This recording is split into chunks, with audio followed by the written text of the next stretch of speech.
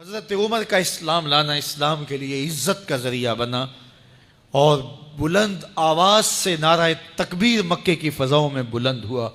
40 مسلمان جب ہو گئے تو پھر میرے رب نے کہا یا ایھا النبی حسبک اللہ، اے نبی تمہارے لیے اللہ کافی ہے، ومن اتبعک من المؤمنین، اور تمہارے لیے اہل ایمان کافی ہیں۔ حضور علیہ السلام کے حوالے سے ان کی حساسیت اور ان کا جوش و جذبہ اور ان کی غیرت ایمانی دیدنی تھی۔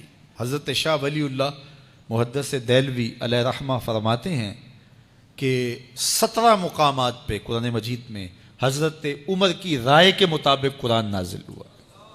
یہ اللہ نے حضرت عمر کو شان عطا فرمائی۔ اور پھر جب حضور علیہ السلام کے وصال کے بعد حضرت عمر سیدنا صدیق اکبر کے وصال کے بعد بھی تخت خلافت پہ بیٹھے، 22,55,000 مربع میل پہ آپ کی حکومت کی حدود پھیل گئیں، اور حضرت عمر کی حکومت صرف انسانوں پر نہیں تھی، عمر کی حکومت پانیوں پر بھی تھی، عمر کی حکومت آگ پر بھی تھی، عمر کی حکومت ہواؤں پر بھی تھی، اور عمر کی حکومت دھرتی پر مٹی پر بھی تھی۔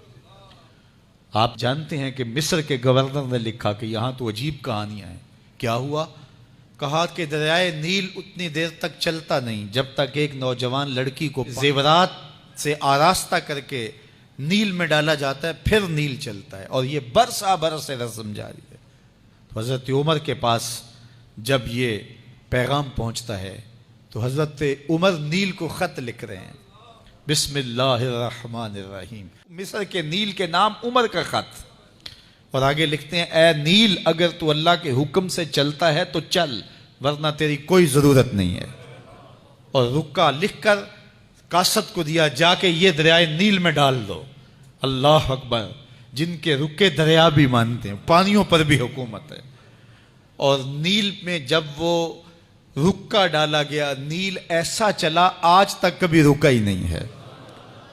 پانیوں پر حکومت، ہواؤں پہ حکومت۔ مسجد نبوی کا ممبر ہے، عمر خطبہ دے رہے ہیں، عراق کے علاقہ نہاون میں جنگ ہو رہی ہے، مدینے سے 1 مہینے کی مسافت ہے، 1 مہینہ مسلسل چلیں تو نہاون آتا ہے۔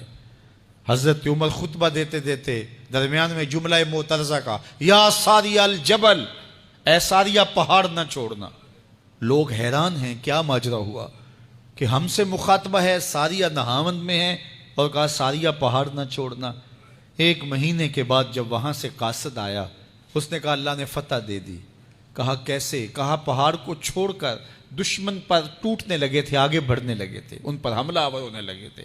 اچانک عمر کی آواز آتی، پہاڑ کو نہیں چھوڑنا، کیونکہ اگر ہم پہاڑ کو چھوڑ دیتے دشمن پیچھے سے حملہ آور ہونے کے لیے تیار کھڑا تھا۔ تو کہا بس ہم پہاڑ کو اپنی پشت پہ پھیر رکھا، اور اللہ نے اسی دن ہمیں فتح عطا کر دی۔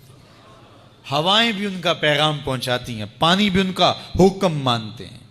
اس زمانے میں فائر بریگیڈ سسٹم نہیں تھا، لیکن ایک آگ بڑھتی آ رہی ہے شہر کی طرف، لوگوں نے حضرت عمر کو بتایا امیر المومنین آگ پھیلتی آگے بڑھتی چلی آ رہی ہے اور شہر کو اپنے قابو میں لینے والی ہے۔ عمر اپنی چادر اتارتے ہیں اور حضرت تمیم داری کو دیتے ہیں، کہا یہ چادر لے جاؤ اور ایسے ایسے کرو، آگ پیچھے بھاگتی چلی جائے گی۔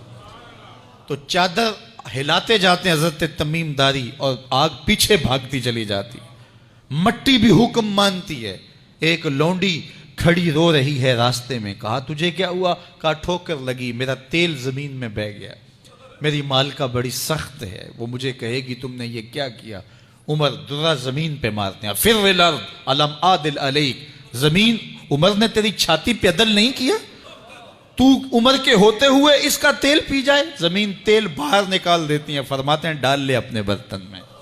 تو یہ عمر کے ان کا حکم مٹی بھی مانتی ہے، ان کا حکم ہوائیں بھی مانتی ہیں، دریا بھی مانتے ہیں، ان کا حکم پانی اور آگ بھی مانتی ہے۔ وہ عمر، میرے حضور فرماتے ہیں ان الشیطان یفر من ذل عمر، میرا عمر وہ ہے جس کے سائے کو دیکھ کے شیطان بھی بھاگ جاتا ہے۔ حضرت عمر رضی اللہ تعالیٰ عنہ نے ایک بہترین نظم و نسق دیا اور امور سلطنت کو اس انداز سے منظم کیا۔